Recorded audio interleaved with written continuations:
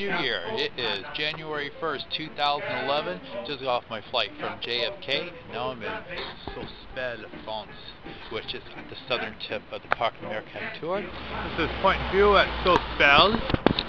It was built in 1200 something the other. It's been destroyed back in World War II on October 24th, actually October 27th in 1944. They're created the Germans.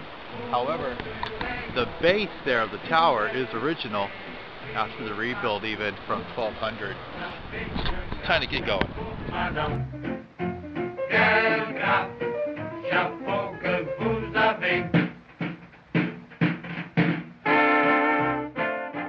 Good morning on the second day of 2011. Sunrise, exactly what I was hoping for.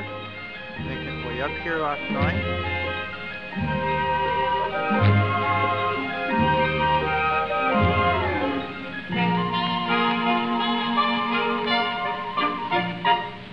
Je viens de fermer ma fenêtre, le brouillard qui tombe est glacé, jusque dans ma chambre. It's spectacular up here. This is well worth a very wet night to a freezing morning. Let's play Army. And it's the 22nd of June. Mussolini declared war on you 10 days prior, actually 12 days prior to that.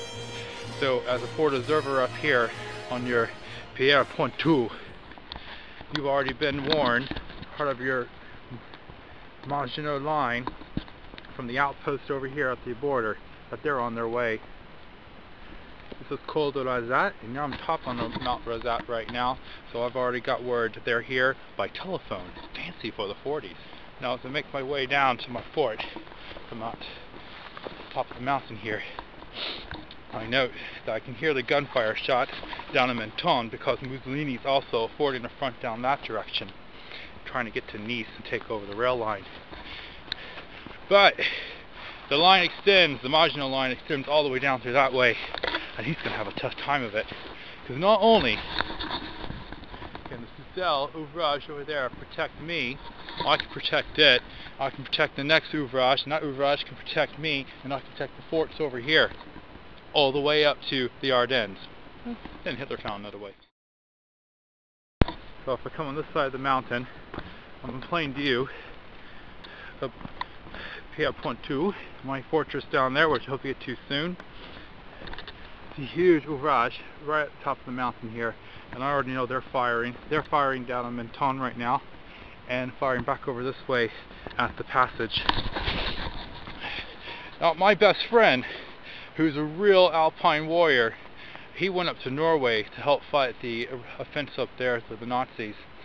And then he was reallocated over to the northeastern part of the line over by the Ardennes. He's likely captured now, because it's now the 22nd of June. The Germans have already come through, and they've already taken over a third of France. So, tough luck. We're a bit of a skeleton crew then, because I've got 32 men up here, but there's nearly 500, and then 1,000 up on the hill that side. So we don't need to go anywhere, because our line's going to hold.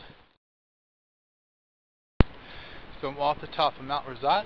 I've come to my first block in fortification of my Pierre Pontou, however they want to call it. Well, Pierre, we've got quite a structure here of reinforced concrete, and it works too, because not once has any of the technology, any of the bombs of that day ever make it through. I think keep you safe. You can see he's looking straight out over here to the Italian border. There's no way any military is going to sneak through that and get through here. Are already attacked and making their way towards Grenoble. So they've heard that Mussolini has decided to not pay attention to their plans. And if there's anyone you don't want to cross in this world, Hitler's probably one of them. So they've, of course, had to come down and attack this way. And they did. However, they were also held up at Grenoble and a number of other places along the way due to the Maginot Line. So as far as I'm concerned, we're winning the war here. Massive barbed wire.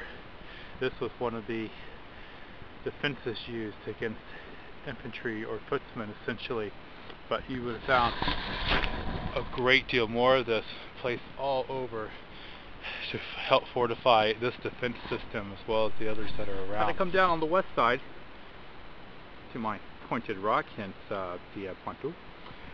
This It just goes back to the days of the Romans and castle fortifications and Moorish fortresses, and that is my walkway of safety that leads to some stairs right at the point here. Pay no attention to the 21st century camping gear drying out. This is a VDP cloche. It's just used for sight lines. There's nothing militaristic about it. You're not going to shoot anything out of it. It doesn't close, doesn't open. Maybe you'll have, some of them have periscopes on top of them actually so they could see. I mean, you do get a pretty great view of the Italian border almost all the way down to Menton. There are two entryways to Pier Point 2. Metal, look at that thick that is, withstand anything the Nazis, the Americans, and even themselves threw at it. Looks like here's a engineering corps decal, 7 something, and the rest of it's taken out. And that's the inside. Up above, probably cables. They did have electricity, almost all of these, and telephone wires. You never know what critters are living in here. That looks like that was an air pump. So the walls are all white. That's hard to see at some points. Wild boars, coyotes. So we've got a lookout here. It's covered in brush right now, but goes right out to the Italian border. There's the front. No one forget where the entranceway is. You're just waiting for that door to shut. I just know it. Waiting for a dead body. Goodness.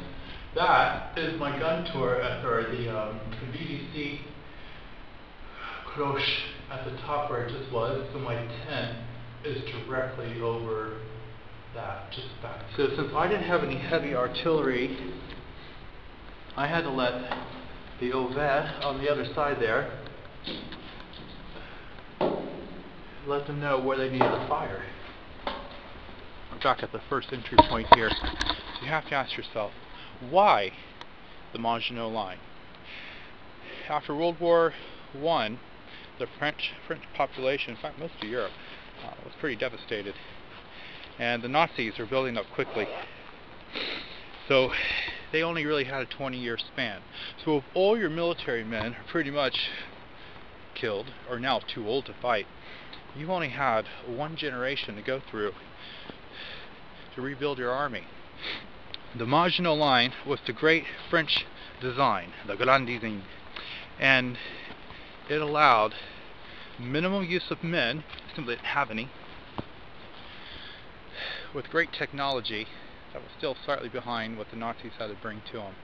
Catastrophic mistake was that the line didn't take place through the entire border of France. It was only in these sections up to the Ardennes. Believed that no one could get through that forest. Well, the Nazis proved them wrong. Left me to defend this from Mussolini, who was supposed to attack in the first place. And I won. Until the 25th, when, over the telephone cable wires, France has created an armistice with Germany, with the Nazis, and we are to turn ourselves in as POWs. So, I have to pack up, literally, and make my way down to Menton and enjoy 4 years of Nazi occupation until the Americans and Allied forces came in, and that's a whole other story there.